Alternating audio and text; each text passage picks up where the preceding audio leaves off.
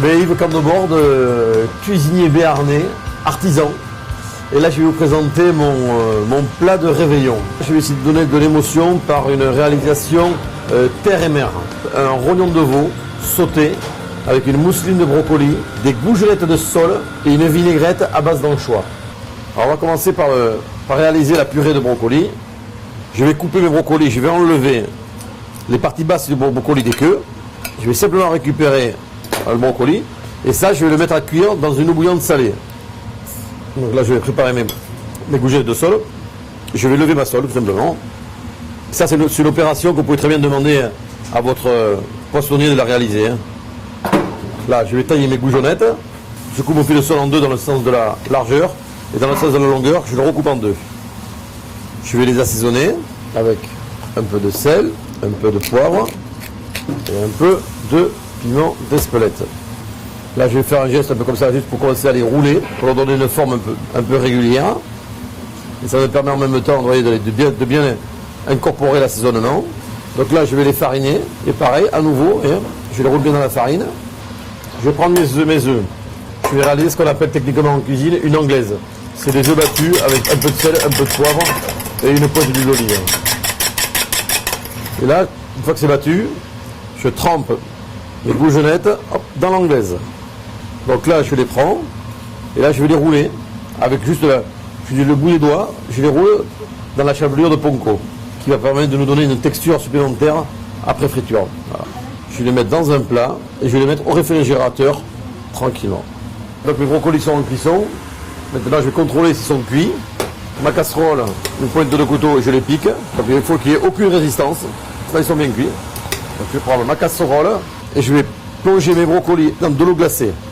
Le but de les mettre dans de l'eau glacée, c'est pour conserver la couleur. Le choc entre le bouillant, le 100 degrés et le 0 degré fixe la chlorophylle. Une fois que mes brocolis, vous voyez, sont bien glacés, bien froids, je vais les égoutter. Je vais les mettre dans un récipient à l'aide d'un mixeur plongeur. Je vais purée de brocoli que je vais mixer. Je vais y rajouter à peine un peu de bouillon de volaille, une petite pointe de sel, une petite pointe de piment d'Espelette. Et je vais très légèrement la crémer, mais vraiment très très légèrement. Et un petit peu d'huile d'olive.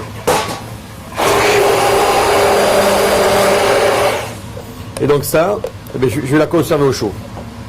Là, je vais faire la vinaigrette à base d'anchois. Donc je prends des anchois qui sont à l'huile, que je vais couper en petits losanges.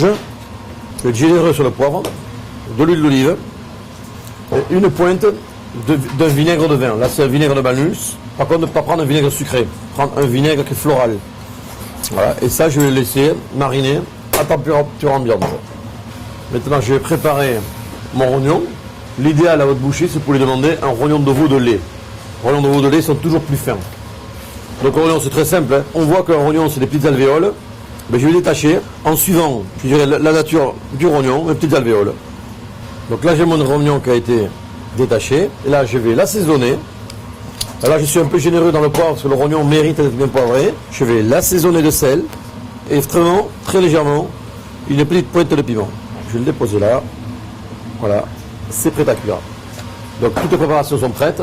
La mousseline de brocoli, la petite vinaigrette d'anchois, le rognon qui est prêt à cuire et les goujonettes.